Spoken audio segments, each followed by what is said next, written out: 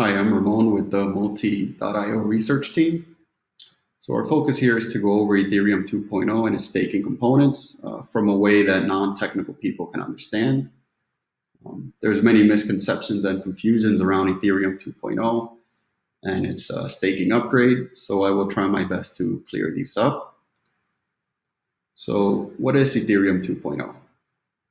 Ethereum 2.0 is a blockchain upgrade. The upgrade combines many new technologies that have been under research since 2014 by the Ethereum Foundation and the whole development community. And it's being released in multiple phases, with each of these phases introducing one of the major technology components. And phase 0 is all about staking. So staking is the consensus model change to create blocks and verify transactions by staking capital instead of mining. Phase 1 is all about sharding. Sharding is a layer 1 scaling solution that splits a blockchain like Ethereum into many smaller blockchains called shards. And phase 2 is all about eWebAssembly. So eWebAssembly is a redesign of Ethereum's smart contract execution layer. And let's explore the Ethereum 2.0 roadmap to get more details on each of these phases. So today, Ethereum 2.0 is in the beacon chain phase with a successful testnet of over 29,000 validators joining the network. And what is the beacon chain? So the beacon chain is the staking layer of Ethereum 2.0. It's a network of nodes that coordinates with the thousands of validator clients that are used to each reach consensus in the individual shards that will later be implemented. So Ethereum 1.0 is being worked on, is still being worked on with the main goal being future compatible with the Ethereum 2.0 blockchain. And one of the misconceptions is that there's a chance Ethereum 1.0 will not be compatible with Ethereum 2.0. But this is not true. The reason is that this is why they're developing in phases to ensure that every major milestone is compatible with Ethereum 1.0. So phase 1 is scheduled to start the development process at the end of 2020, where the Ethereum 1.0 integration becomes critical. Here's where we will see the integration of Ethereum 1.0 as an individual shard into the Ethereum 2.0 blockchain. So phase 2, this is the final phase that introduces the state execution layer of Ethereum. This brings a new programming language called Ethereum WebAssembly that is being developed to be compatible with Solidity, C, C++, Rust, and Go. So, this can be more attractive to more developers and also keep all the Solidity contracts working just fine on Ethereum 2.0.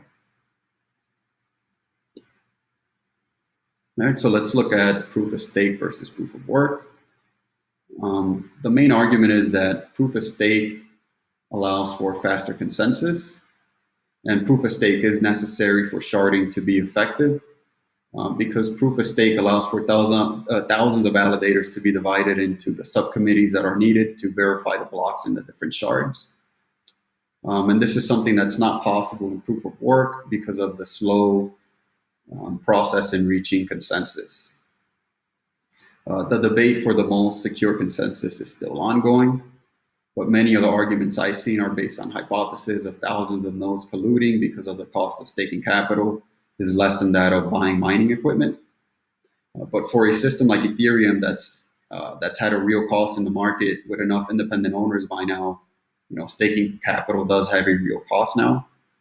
When we compare this to the proof of stake chains that are on mainnet now, like Tezos and Cosmos, where they basically have they have seen no threats to their security models from colluding nodes. And when we compare that to Ethereum Classic, that has suffered a 51% attack recently, while these smaller cap blockchains with proof of stake have not even raised flags for possible attacks.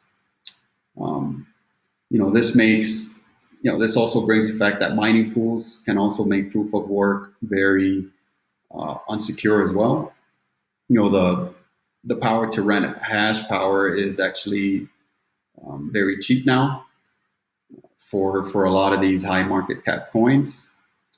For example, you can rent enough hash power to attack Litecoin for $17,000, Bitcoin Cash for $9,000, and Ethereum Classic for only $6,000. So that's how much it takes for you to rent enough hash power to perform a 51% attack. So let's look at the Ethereum 1.0 versus Ethereum 2.0 tokens. And this is where the misconception comes of a possible hard fork between the two Ethereums because of the confusion that that this creates.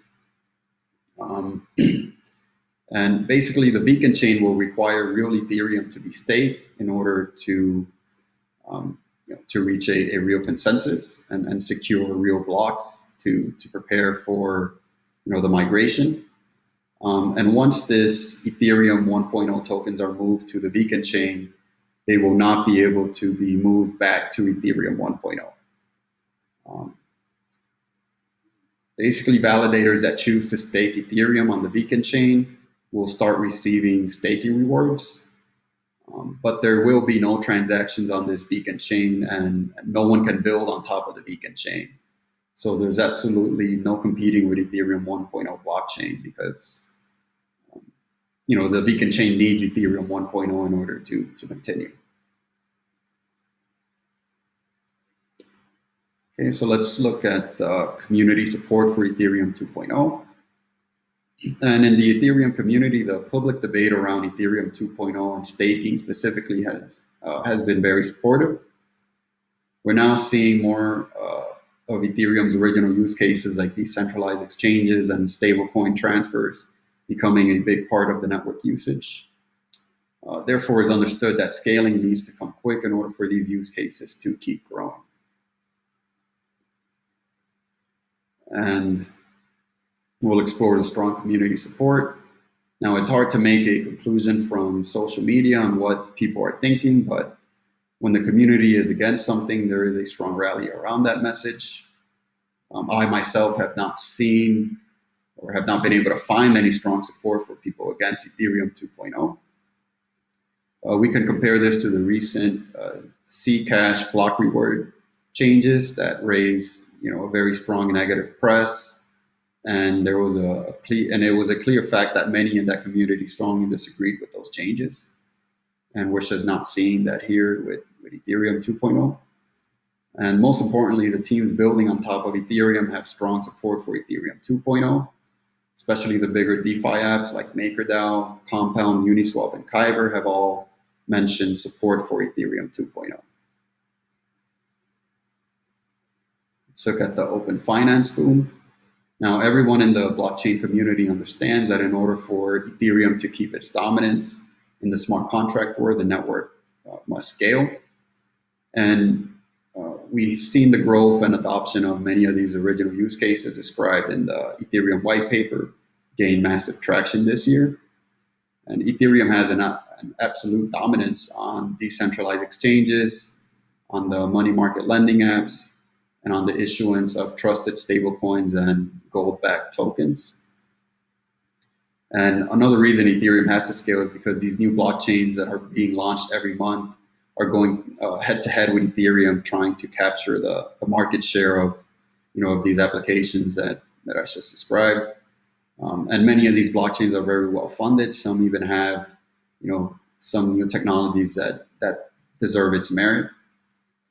So Ethereum's only competitive advantage is the network effect that it has created. And in order to keep that network effect growing, everyone in the community understands that Ethereum must scale.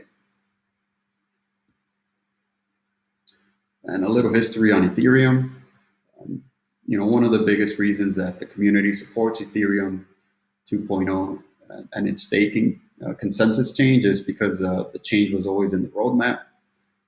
We can see that even before the Ethereum ICO, Vitalik and other members of the core team were in favor of a different consensus model that would better serve Ethereum's use case. But in 2014, there was just not enough research done on proof of stake. Today, we see new proof of stake blockchains being launched every month, and one can argue that a lot of these proof of stake blockchains are are a lot more secure than Ethereum Classic.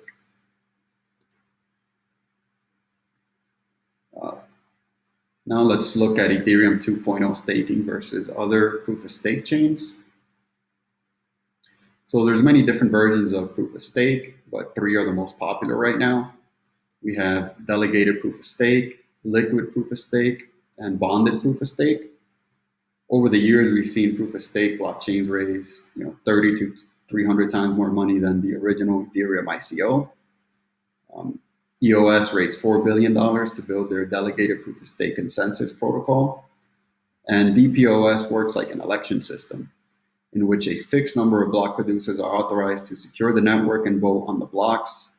And EOS token holders are the ones that get to vote on who will validate the transactions on the network, with their voting power determined by the size of their holdings. Tezos raised $232 million to build their liquid proof of stake consensus model. And liquid proof of stake allows holders of the Tezos tokens to delegate their stake to bakers. And bakers are the block producers in the Tezos ecosystem. The bakers can join the network at any time and gather support from the community to get more delegators. And these delegators increase their chances of being awarded the opportunity to mine the next block. This is different from EOS, where once the block producers voted in, a new person can't just join in like in Tezos. That's why Tezos is liquid. And in Tezos, if the validator misbehaves, the stake of the baker is penalized, but the delegated stake is always safe. And this brings us to the third proof of stake blockchain, or at least the most popular ones. Cosmos, which raised $17 million, that quickly turned to over $100 million in the 2017 bull market. And they're building what's called bonded proof of stake. The BPoS model is very similar to the Tezos liquid proof of stake model. Users can delegate their atoms to block producers. But in this bonded setup, if the block producer misbehaves and gets penalized, the delegator can also get their stake penalized too. This makes choosing the block producer for delegators a more careful process. Now we will look at Ethereum staking model and how it compares to the most popular staking blockchain, which right now we believe is Tezos. So Ethereum uses Casper FFG, which stands for Casper the Friendly Finality Gadget. And Casper FFG handles block producing by an underlying chain with thousands of like client validators. In Casper FFG, there is no delegating, so individual staking is enforced if you want to be part of the consensus model and earn block rewards. On Ethereum, we can see that the number of validators, which are the block producers, are in the thousands, with this number expected to rise to the hundreds of thousands when the network matures. Compared to Tezos, where there's only 222 validators, which in their ecosystem, they're the bakers.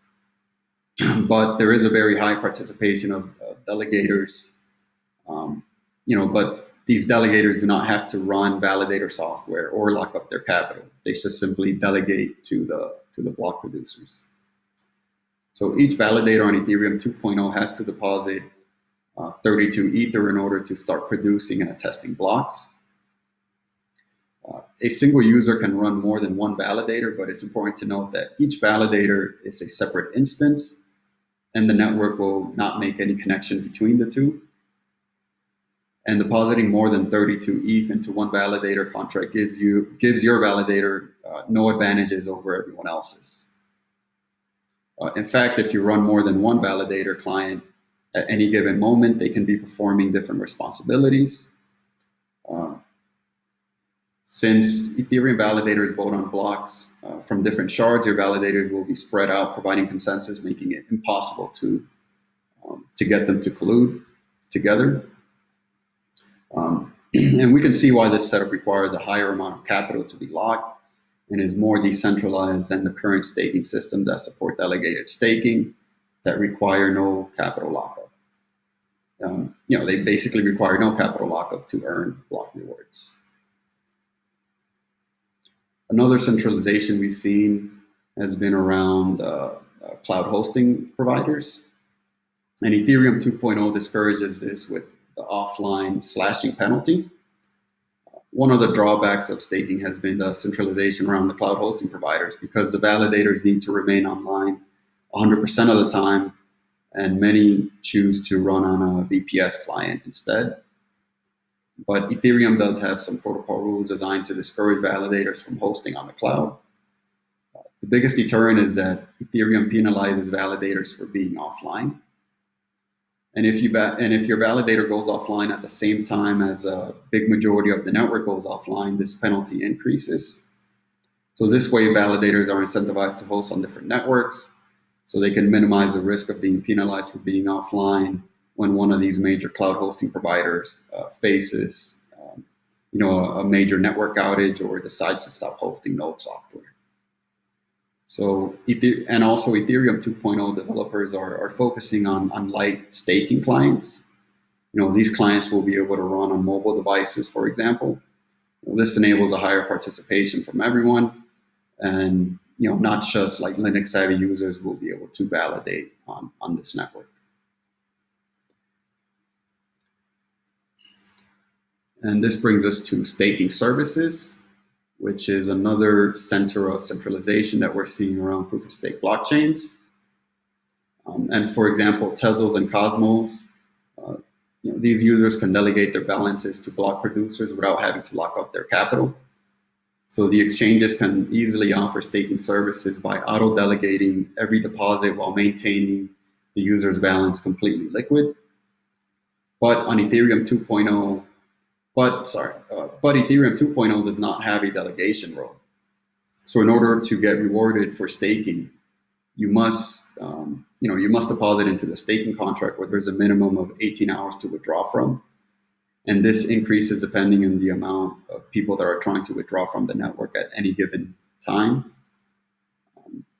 This makes it harder for the exchanges to offer staking services for Ethereum 2.0, because the users that want to stake ETH will not have that ETH liquid. Therefore, they won't be able to trade that ETH on their on the exchange's order books at the same time that they're staking, like in other networks. But we are expected to see different services around this, like being able to sell your stake, ETH 2.0 for a cheaper price to get instant liquidity again. Staking services will have to run a separate validator client for each 32 ETH deposited. This makes it more difficult to manage thousands of instances, and increases the exchange's equipment and maintenance costs, which will be much higher compared to other staking blockchains. Therefore, offering users a lower return that will compete with the dozens of light staking clients that will not carry a service cost.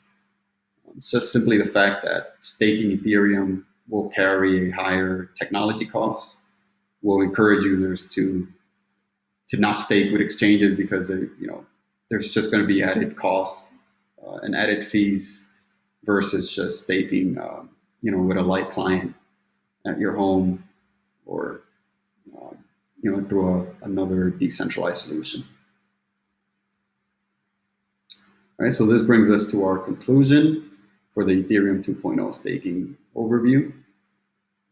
There's still much to learn about Ethereum 2.0, and most of the protocol is being developed, but the staking development is pretty far ahead, so it's unlikely that any of these staking rules will change after this.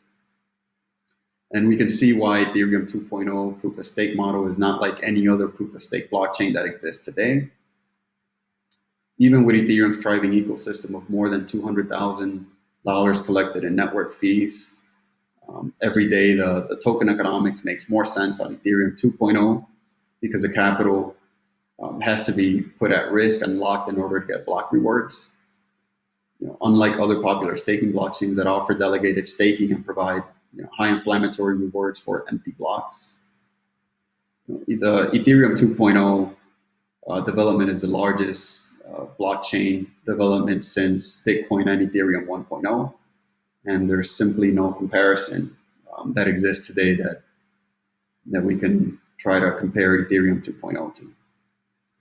So thank you for your attention, and to get more research on blockchain topics that matter, please visit us at multi.io. Multi.io is an upcoming exchange where we focus on listing high quality coins that provide economic value to the blockchain ecosystem. Thank you, and enjoy more of Reimagine 2020.